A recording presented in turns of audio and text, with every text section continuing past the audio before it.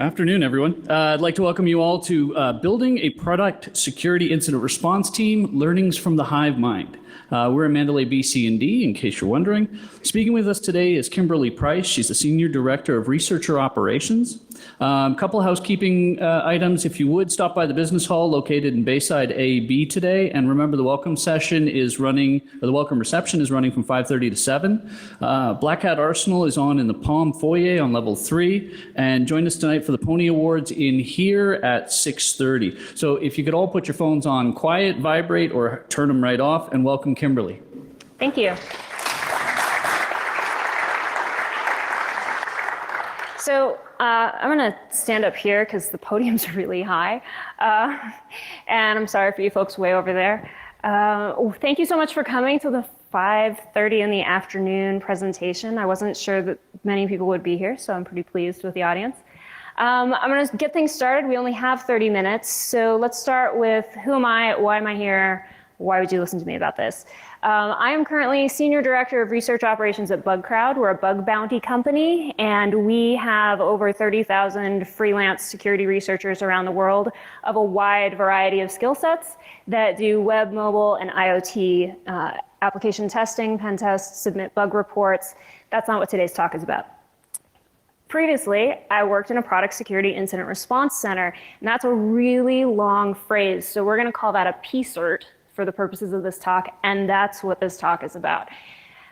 I've done a bunch of other things. I've been a data analyst. I've investigated worms and been involved in internet crime investigations. If you're an RPGer, I'm a lawful good, defender for life. So you guys can read the agenda.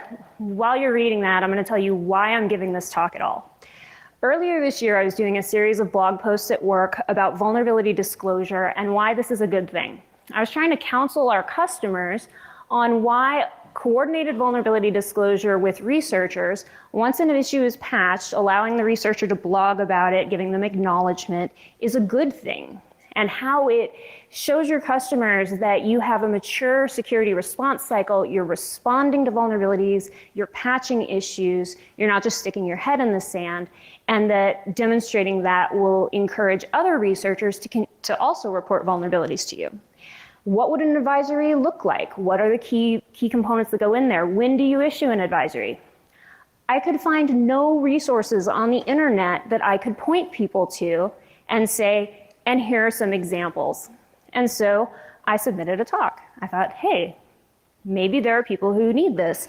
And between the time the CFP for Black Hat closed and my talk got accepted, thankfully, I had a number of customers and small companies reach out to me and say, okay, so we've got vulnerability reports. Now what do we do with them? And so I ended up doing a number of consulting calls leading into this. So I hope some of what I have to share today will help some of you. I am not going to give you any answers. I'm going to help you ask the right questions when you get back to work about how do we want to build this for our environment. The target audience today is small to medium businesses that don't have a security response team. Perhaps you are a small company. You have maybe 1 or 2 security resources that are dedicated security resources. Maybe they're working on crypto, architecture, security features in your application. They may not be incident responders by profession or by training. So helping you have some of the key tools to help them do their job. The other customers that I'm finding need this content are large companies that didn't really think they were a software company. Retailers, maybe like people who have an online presence, but that's just the front end of their business. And now they're realizing, oh, I have to care about the security of that too. So if you're currently in an incident response team, this is going to be fairly high level for you. Also, with just 30 minutes, I'm not going to have time to go super deep. I do have a number of free resources I'm going to give you a link to at the end of the presentation that offers more detail. And you're always welcome to email me, tweet at me, and I would be happy to talk to you some more. What about ISO standards? There's an ISO standard for vulnerability disclosure. It wasn't available for free when I submitted the talk, but it is now. And it is thorough. It's an excellent document. It was written by experts in the field of vulnerability disclosure. It is 42 pages long. I am not going to go through the entire ISO standard for you today. It is one of the links that I will provide at the end of the presentation, so you can go get it, download it, go through all the detailed definitions and processes and things. It's awesome that it's available for free. And I just saw Katie Masuris walk in the room, and she was one of the contributors to writing the standard and getting it available to the public for free. So mad props to Katie. There is a related standard that is also very important and I would recommend, however, it is not free. And that is ISO standard 30111, which is on vulnerability handling processes. So again, if you want to go deeper than today's presentation, these are some good resources for you.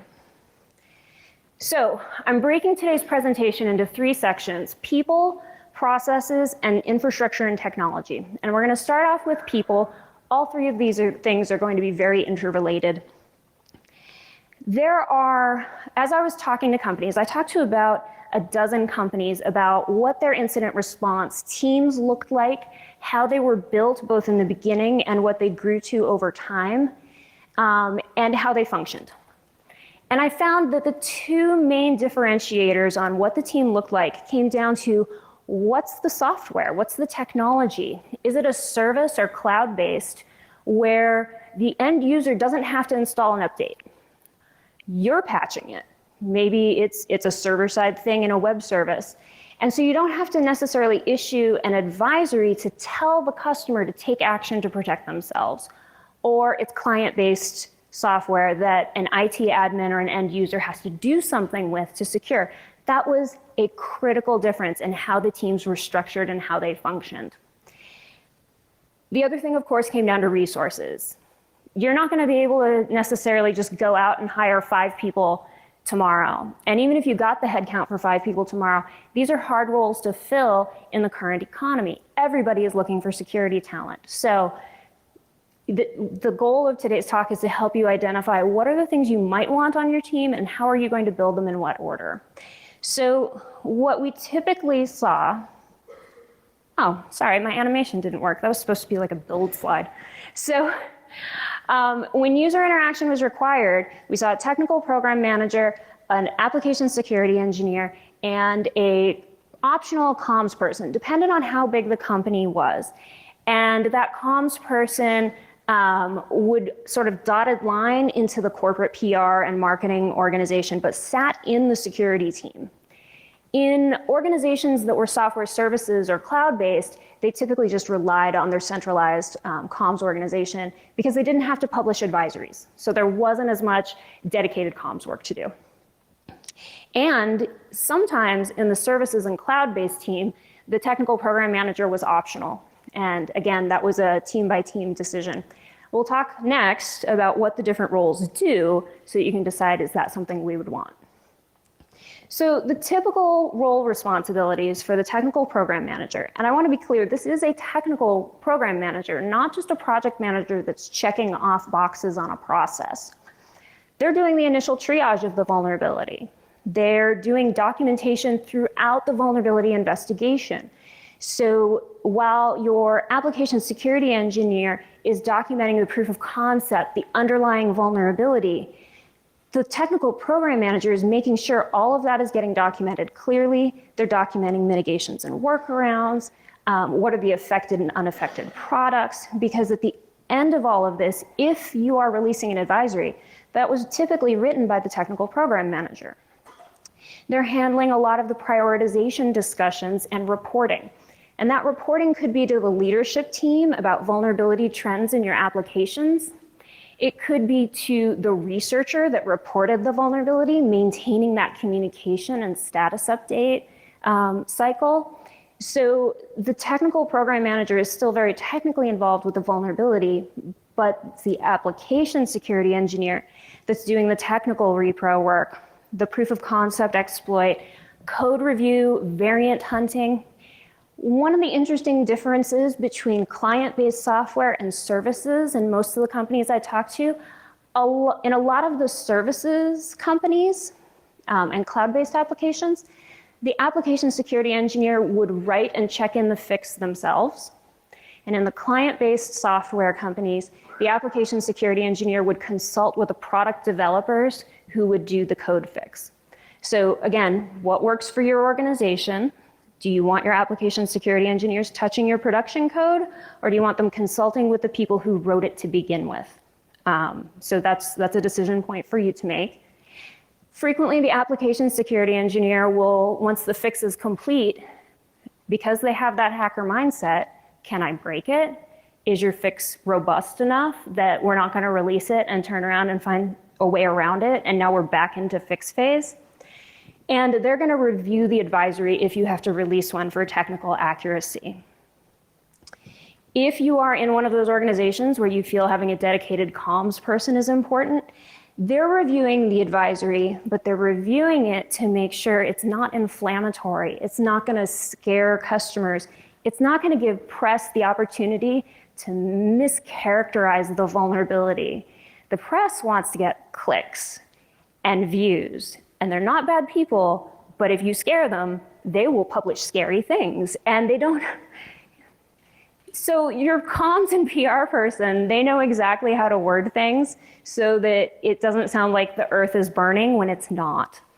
If your comms person says to you, do we have to say remote code execution? That's really scary. You have the wrong comms person.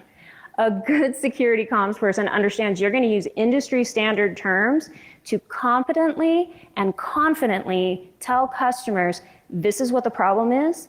We have a fix. And if you aren't able to implement the fix yet, here are the workarounds. And they're going to help you do that in a very sane, rational, calm way. They're also going to be your customer support liaison, because you have technical resources who shouldn't be spending all their time necessarily sending emails to customers and customer support teams, so your comms person can help with that, and handle press releases and responses. And again, as I mentioned, it's not only the technology base, but your financial resources. When I was talking to all of these companies, the comms person was typically the last addition to the team. A lot of the comms responsibilities fell on the technical program manager. So they would start with the application security engineer, grow to a point where they added the technical program manager, and then grow to a point where they added a comms person. So let's talk a little bit about process and across these companies, what were some of the trends? But before we get into that, let's talk about security development lifecycle. And this comes back to why I'm giving this talk at all. We start with training. We work through 7 phases to response, go back into training for your next product cycle. In phase 6 of release, one of the steps is define your incident response plan. And through all the prior stages, most SDL resources available online will make recommendations. They'll have white papers, they'll suggest tools. When you get to define your incident response plan, that's pretty much all you get told. And then in phase 7, it literally will say, implement your response plan. Well, what's in your response plan? So this is why I'm going to send you home with a lot of questions, because I want to help you figure out what do we put in our response plan based on what other people have put in theirs. So the incident response process typically looks like a standard vulnerability management process. You identify the issue, and that maybe the researcher or a customer reports to you. Maybe you have a beta program and a vulnerability gets reported through it. However it happens, and a vulnerability is identified. You assess the impact, you dev and test the fix, you release the fix, potentially with a CVE associated, depending on what the vulnerability is, if it qualifies for a CVE. And then you have the post-release customer support. Who here uses third-party libraries and open source code? You didn't find out about the vulnerability until FreeType released their advisory, and now you can start your incident response process, and you're doing incident response while public information is available already. So you're under a different set of pressure to patch things versus if someone reports something directly to you that's in your native code and nobody else knows about it. So there are some internal policies that you will want to define. And as I said, I'm not giving you answers, I'm giving you questions. What's your vulnerability prioritization model? What happens when you have 150 vulnerabilities with a CVSS of 7.5 and higher? How do you pick which one to fix first? First in, first out? Last in, last out? Throw dice? What's your plan on picking what to fix first? Because they're all bad. So define what your acceptable business risks are. Define what your priorities are. I've seen companies that have a very, very high priority on integrity and trust of the platform. And so spoofing vulnerabilities that some companies may think are not that big a deal, they will treat as a critical vulnerability. Even though the CVSS score may be relatively low, they're adamant that they want no spoofing vulnerabilities. So think about philosophically, what is most important to your company and weight your prioritization accordingly.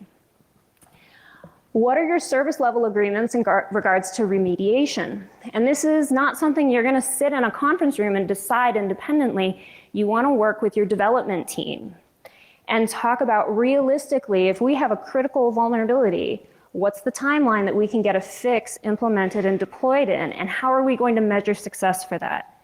What are the criteria for blocking a release if a vulnerability hasn't been fixed for it? And getting that buy-in and agreement with your engineering team and with your leadership team. I mentioned what are the escalation paths. That comes down to when are you blocking shipping? But it also is, it's 11 p.m. on a Saturday night and you just got a really bad vulnerability report. How do you decide if you call and wake up the VP? Do you know? Have you thought about it? Don't figure that out when you've got the vulnerability. Think about it ahead of time so you can simply invoke your response plan and say, okay, it meets these criteria. We're gonna pick up the phone. It's the red phone to the boss and we're gonna wake them up for this. When do you release a public advisory? You know, I mentioned earlier, if the customer has to do something to protect themselves, you have to tell them. They won't just know. And if you release an update and you don't tell them it has security fixes in it, they may not install the update right away. It may not be a hurry. How many people leave updates until they're about to come to Black Hat and they're like, oh, yeah, I should update all these apps. Yeah, hands going up. I did it too. So you have to tell them there's a vulnerability, because here's the other problem. If you silently patch things, malicious hackers do code diffs and they go look for the changes and your end users won't do that. And so now the end user doesn't know they need to install a fix, but the people you're trying to protect them against do. So. And as I mentioned, when is the emergency response indicated? Once you've defined your emergency response plan, do a couple practice drills, like maybe one a year, and put the team through the paces and make sure all the call charts work and you get hold of the right people and it all happens. So infrastructure and technology. Here are some things that you should absolutely have as part of your P-Cert. And the first one is a vulnerability disclosure policy. I cannot tell you how many times I have had a researcher come to me in my current job or my prior jobs and say, I found a vulnerability in customer X. I don't know how to get a hold of them and tell them. I've seen researchers look through LinkedIn to try to find the right person at a company that has security in their title and just randomly in-mail them and be like, hey, how do I tell you about a vulnerability? Some researchers don't even think to go to that angle. They go to Twitter and they say, hey, company, I found a bug in your software. And maybe your social media team will handle it correctly. Maybe. Wouldn't it just be easier if you had a page up that said, here's how to report a vulnerability? And so this is one of the resources that I will provide at the end of the talk. It's a link to a generic boilerplate responsible disclosure or coordinated disclosure policy that you can put on your webpage. It tells researchers how to report to you. It also sets some expectations around how to report, what your response timelines are. Keep in mind, a researcher may only report one vulnerability to you, and you may have 45 researchers that report a vulnerability to you every day. They don't know you got 45. They only know about the one they sent you. And so their expectations and a response may be unrealistic. So you have an opportunity by publishing your disclosure policy to say, you can expect a response within this period of time, and let them know what that is. You will want to, in your customer knowledge base and in your support documentation, have a way for your customers to quickly see all the security related content that without having to just keyword search security, whether that is a specific advisory case number or some other way to structure that. And researcher acknowledgements, Hall of Fame, whatever you want to call it, it seems trivial. It's like the blue ribbon, thanks for reporting something. But at the same time, it acknowledges that you value their work, that you appreciate their partnership, helps build a sense of community and trust. Some of the technical tools you're going to want. I mentioned your disclosure policy. Think about, how do you want to receive reports? There's structured data forms and there's unstructured. Unstructured, you have email with a PGP key typically. Gives you a great opportunity for dialogue, but you can't really, like every report is gonna look different based on the researcher that sends it to you. You could structure the data by creating a web form, maybe even pipe the web form into your own bug database where it's just going right in. But how do you then have a dialogue with the researcher? Things to consider and think about as you're setting up your PCERT. How do you want to capture the investigation details? I'm going to go into more detail on this in just a minute, but I mentioned that the technical program manager is documenting all throughout the investigation. And the reality is the stuff your engineering team needs to fix the vulnerability is just one piece of the puzzle. There's a whole lot of other things you need to document, but it doesn't have to be complicated. You don't have to build a custom system. You can take Jira and add some fields and make it work for you.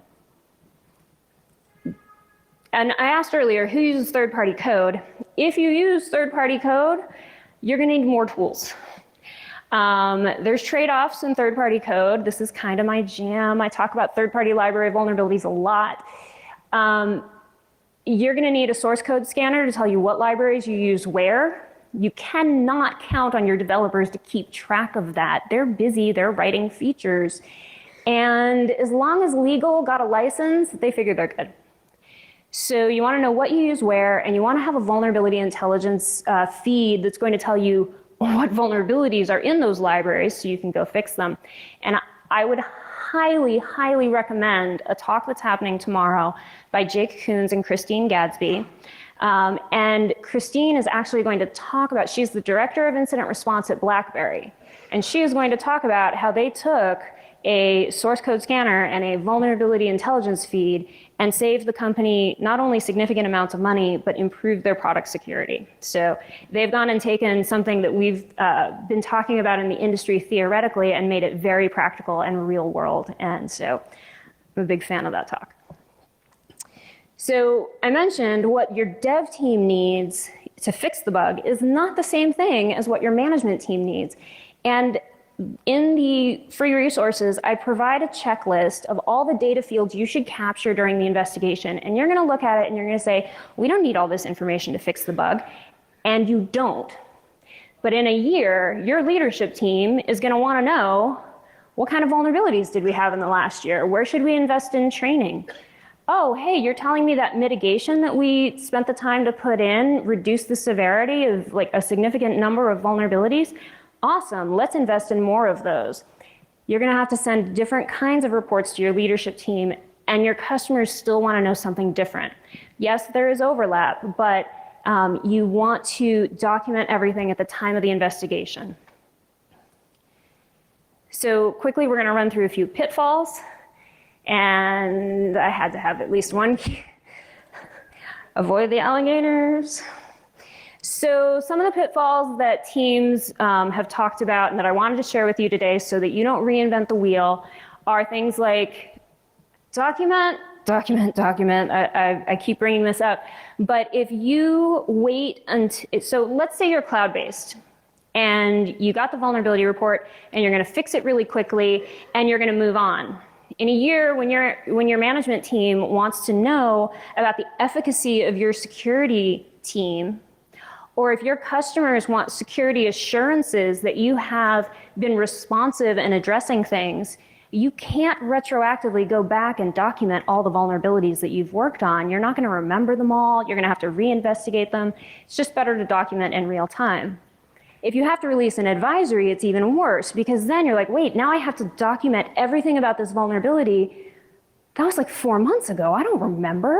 Like, you're going to investigate the same bug twice just so you can write it up. So every team I talked to said, just write it, like document it, and you've got it and you're done.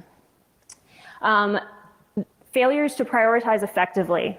A number of teams struggled with, as I mentioned earlier, you have a ton of vulnerabilities. How do you pick which one to fix first? How do you work with the dev team on that? So they really emphasized be clear on what your prioritization model is. And then there was failure to define stakeholders and key roles. So the incident manager or the program manager thought the application security engineer was doing something and other way around. If you didn't have really clear roles, it led to conflict, and that's a problem. Conflict ends up fundamentally costing money because you're wasting time sorting things out and making mistakes. And failure to communicate effectively with product development. Let's be clear, no dev team ever wants to see email or a phone call from the cert. You are always bringing bad news. You are always pulling them off a feature. You are always telling them their baby is ugly and there's a bug in their code and they have to go fix it. And so it can be a very conflict and adversarial laden relationship. So demonstrate that you understand their priorities. Demonstrate that you understand trade-offs have to be made, and develop that positive and healthy working relationship. And I'm sorry, I accidentally have that slide twice. Okay, free resources. If you go to that page, and I will tweet this page, I'm KYM_possible, Kim Possible. I have a link to the disclosure policy basic template, the investigative data collection checklist of all the fields that I would recommend that you collect in your vulnerability database field. The advisory checklist, what goes in an advisory typically, and customers are used to consuming and figuring out, okay, here's what I need to apply, here's what affects me, here's what doesn't. And a link to the free download of the ISO standard on vulnerability disclosure. So my next slide is simply saying if you have any questions, I will leave this up for just a second more so folks can get that URL. And all right, thank you so much for coming. I think I have used all of my time. And feel free, if you have any questions, I know this was high level.